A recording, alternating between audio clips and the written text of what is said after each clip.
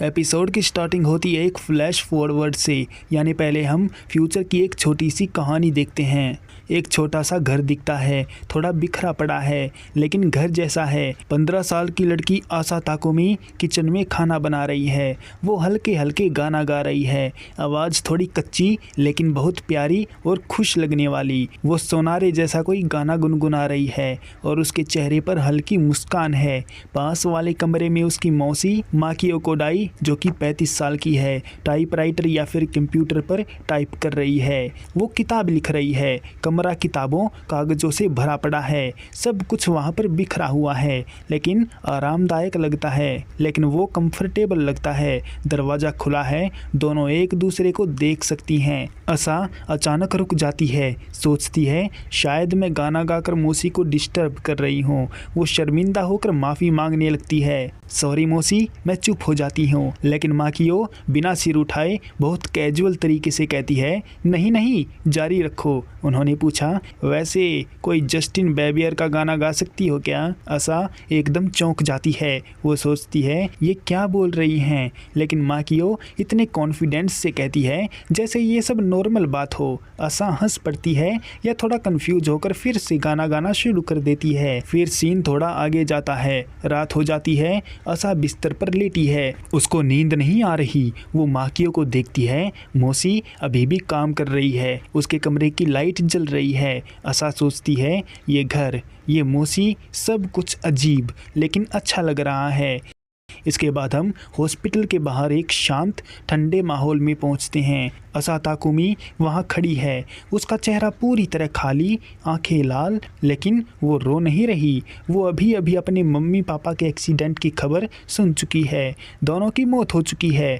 आशा बस खड़ी है जैसे उसकी दुनिया ही रुक गई हो। उसके आसपास कुछ रिश्तेदार हैं लेकिन सब दूर दूर से बात कर रहे हैं। कोई उसे गले नहीं लगा रहा, कोई भी उसको हिम्मत नहीं दे रहा।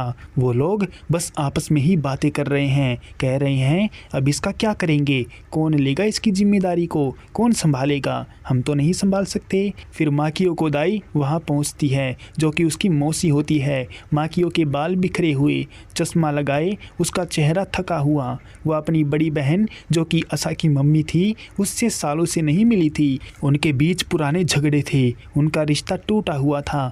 माकियो को खबर मिली है लेकिन वो खुद भी सदमे में है। वो आशा को देखती है लेकिन पहले कुछ नहीं बोलती, बस उसके पास खड़ी हो जाती है। एक रिश्तेदार माकियो से कहता है, तुम ले लो इसे, बाकी सब तो मना कर रहे हैं। माकियो थोड़ी देर चुप रहती है, उसके मन में पुरानी बातें घूम रही हैं, बहन से नफरत, मोहब्बत की लड़ाई। लेकिन वो आशा की तरफ देखती है जो अकेली खड़ी है, जैसे वो कोई बोझ बन गई हो। माकियो धीरे से कहती है, हाँ मैं ले लूँगी इसकी पूरी रिस्पॉन्सिबिलिटी, तुम ज़्यादा टेंशन मत लो। फिर वो दोनों हॉस्पिटल से निकलते हैं। कार में जाते हुए बहुत साइलेंस है। आशा खिड़की से बाहर देख रही है, कुछ बोल नहीं रही। माकियो ड्राइव कर रही है लेकिन बार बार आशा की तरफ देखती है। आखिरकार माकियो पूछती है, तुम कुछ कहना चाहती हो? आशा बस ना में सिर हिलाती है। वो लोग घर पहुंच जाते हैं। माकियो का घर पुराना, किताबों से भरा, थोड़ा गंदा और अंधेरे में डूबा हुआ। माकियो कहती है, अब से तुम यहाँ रहोगी। आशा अंदर जाती है, कमरा देखती है, सब कुछ अनजाना लगता है। माकियो उसे एक कमरा दिखाती है तो आशा बिस्तर पर जाकर बैठ जाती है। माकियो सोचती है, क्या कहूँ इस बच्ची से, क्योंकि वो खुद भी सोशल नहीं है, लोगों से बात करने में उसको मुश्किल होती है। फिर वो एक आइडिया देती है, कहती है, अगर मन में कुछ हो बेटा तो सीख लो, एक जर्नल, रोज़ थोड़ा थोड़ा करके, शायद तुमको अच्छा लगे। आशा बस देखती रहती है लेकिन कुछ कहती नहीं। माकियो बाहर से देखती है लेकिन अंदर नहीं आती। वो सोच रही है कि क्या कहूँ इसको। फिर वो उसको कहने लगती है, तुमको भूख लगी होगी ना बेटा, कुछ खा लो। आशा सिर हिलाती है लेकिन फिर भी कुछ नहीं कहती। माकियो किचन में जाती है, कुछ सिंपल खाना बनाती है जैसे राइस या नूडल। वो प्लेट लेकर आती है, आशा के कमरे के दरवाजे पर रख देती है। आशा उस प्लेट को देखती है लेकिन उसे खाती नहीं, वो बस सोचती रहती है। उसके मन में मम्मी पापा की यादें घूम रही हैं। फिर छोटे छोटे फ्लैशबैक आते हैं, आशा के साथ परिवार में हंसते हुए, कार में गाना गाते हुए, और फिर अचानक एक्सीडेंट। और वहाँ पर धमाका। आशा की आंखें भर आती हैं लेकिन वो रोती नहीं, बस चुपचाप उसके आंसू बहते रहते हैं। माकियो बाहर बैठी है, अपनी किताब पर काम करने की कोशिश कर रही है लेकिन बार बार आशा के कमरे की तरफ देखती है। वो खुद भी उदास है, अपनी बहन से पुरानी नाराज़गी, अफसोस और अब ये नई जिम्मेदारी।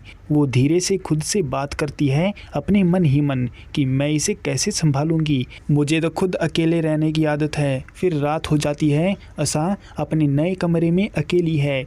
वो बिस्तर पर लेटी है लेकिन उसको नींद नहीं आ रही। कमरे में हल्की लाइट है, बाहर बारिश या हवा की आवाज़ आ रही है। आशा डायरी को हाथ में लेती है, वो अभी खाली है। वो सोचती है क्या लिखूं, मन में तो बहुत कुछ है लेकिन शब्द नहीं निकल रहे। हमको एक खूबसूरत विजुअल दिखाया जाता है। आशा का मन एक रेगिस्तान यानी डिज़र्ट की तरह दिखाया जाता है। वो अकेली रेत पर खड़ी है, चारों तरफ सिर्फ रेत और आसमान।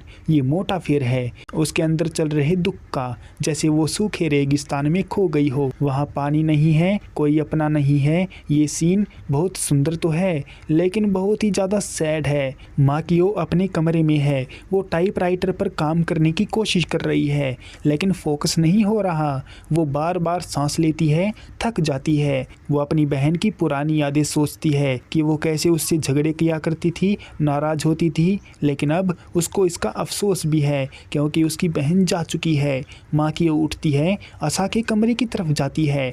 दरवाज़ा थोड़ा खुला है, वो झांक कर देखती है। आशा डायरी में कुछ लिखने की कोशिश कर रही है लेकिन पेन रुक रुक कर चल रहा है। माकियो कुछ नहीं कहती, बस चुपचाप उसको देखती रहती है। इसके कुछ देर बाद आशा आखिरकार डायरी में कुछ लिखती है। वो लिखती है, आज से यहाँ रहूँगी, सब कुछ बदल गया है मेरी ज़िंदगी में। इतना लिखने के बाद वो ज़्यादा कुछ नहीं लिख पाती। वो डायरी बंद करती है, लाइट बंद करती है और अंधेरे में लेट जाती है।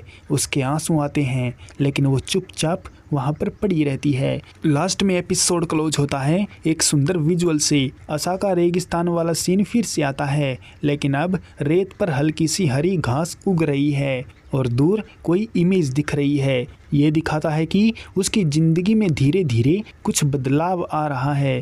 फिलहाल के लिए इस एपिसोड को यहीं पर एंड करते हैं। मिलते हैं इसके अगले एपिसोड में, तब तक के लिए सायोनारा।